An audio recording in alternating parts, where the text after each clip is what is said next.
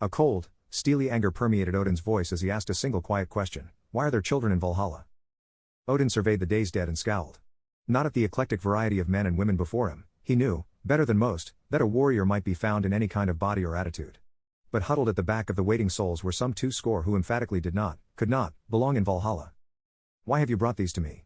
He demanded of the chief of the Valkyries, as her sisters deposited the last souls at his gate. Our duty is to ferry the spirits of the slain, Lord Odin. We do as we are bound.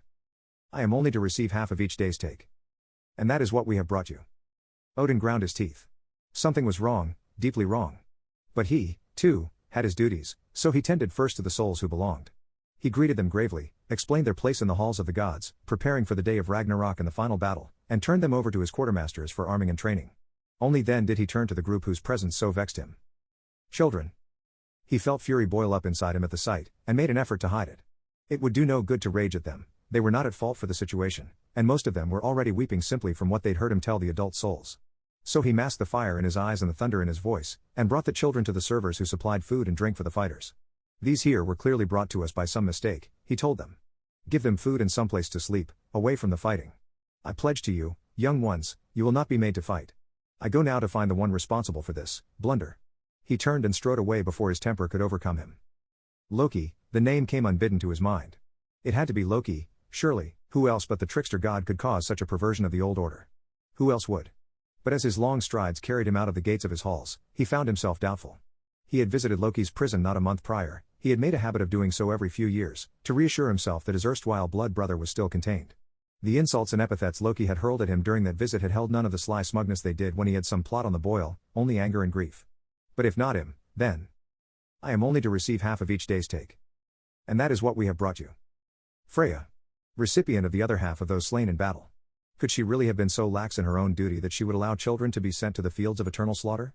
Their arrangement had stood for years beyond count. It was unthinkable that she would allow such a thing to happen.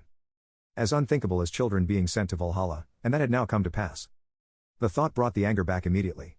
It was not that Odin disliked children, far from it, he delighted in their curiosity, their joy and wonder. But they were woefully ill-suited to the vicious, hand-to-hand combat that was the entire point of Valhalla.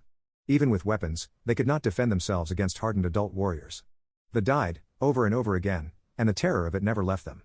That was precisely why he and Freya had their ancient arrangement. How could she shirk her responsibilities now?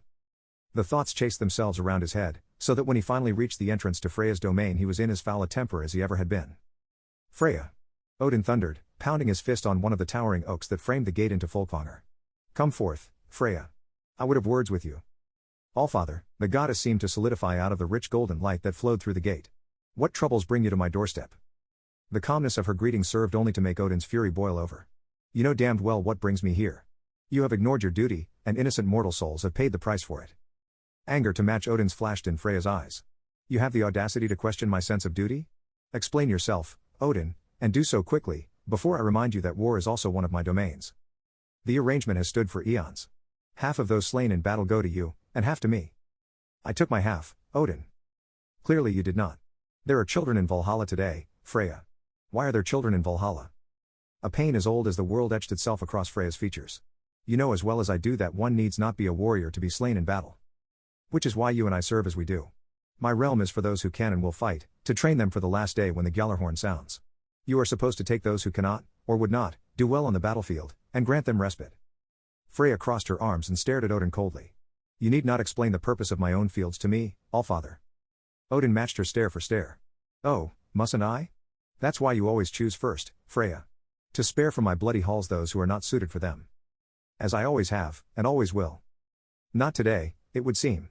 You chose haphazardly, and sent those who deserved peace to the slaughter instead. The goddess remained as still and cold as a statue. I took my half, Odin. Then I ask you again, why are there children in Valhalla? The realization hit Odin like an arrow to the chest, cutting off even his mighty rage. He stared at Freya in horrified comprehension. Because more than half of those slain today were children. The goddess of love and war nodded, unshed tears brightening her eyes. Did you really think I would have allowed a single one to go to your charnel house otherwise? I am sorry, Freya. Odin felt the strong need to sit down, and lowered himself down the trunk of the ageless oak to the ground. In all the countless years, such a thing has never happened. With all my wisdom, I couldn't imagine it happening. I've never shirked my duties in all the countless years, either, Freya retorted, still stung. Yet you imagine that just fine. Odin winced. I did you a grave disservice, O Lady of the Vanir, and I apologize. But if you are still willing to advise me after I insulted you, what am I to do with these children? Freya stared at him for several more long moments, as the ice of her own anger slowly thawed. Eventually she sighed, and sat down beside Odin. Well, Allfather, have you ever really thought about our charge? We swore to each take half of the slain, yes. But at what point did we pledge to keep all those we claim? What? We swore an oath to take half of the slain. We never swore that we would keep them all until the last day. I have sent souls to other gods before, if they found Folkvanger a poor fit. Odin was clearly bewildered. I had never considered that. Freya laughed. Shall I summon the Valkyries, Allfather? They can bring the children here if you give the word. Yes. Thank you. Odin stood and offered his hand to Freya, helping her back to her feet. The goddess brushed herself off and then lifted a small horn from her belt, sounding a single clear, musical note. It echoed over the plains of Asgard, and was answered by the sound of great wings as the Valkyries responded to the call. Brunhildr, Odin greeted the chief of them as she landed. I have a task for your sisters. Have them gather the children they delivered today to Valhalla, and bring them here. It shall be done, Lord Odin. She raised her hand, and the gathered Valkyries took wing for Valhalla. I would ask something of you, as well, Odin continued. Do you know how this travesty came to pass? Brunhildr frowned. There are some leaders of mortals who desire only bloodshed, Allfather. They make war without ceasing, and do not care who dies so long as there is death. They offer passage for the women and children to places promised to be safe, and then send their warriors to raze those places to the ground. Odin felt his gut churn. They lured the defenseless away from the fighting just to kill them anyway? So it would seem, Lord Odin. By Buri's frosty balls. Odin raised a hand to his face, rubbing absently at his missing eye. Traded away for wisdom in ages past, it still ached sometimes when knowledge came hard. Do you know then men who gave the order? I do, Lord Odin. Then, Brunhildr, I have one last task for you. Track these men as they live out their lives. And when they die, no matter by what means, his voice was as cold and as hard as steel, bring them to me. I would have words with them.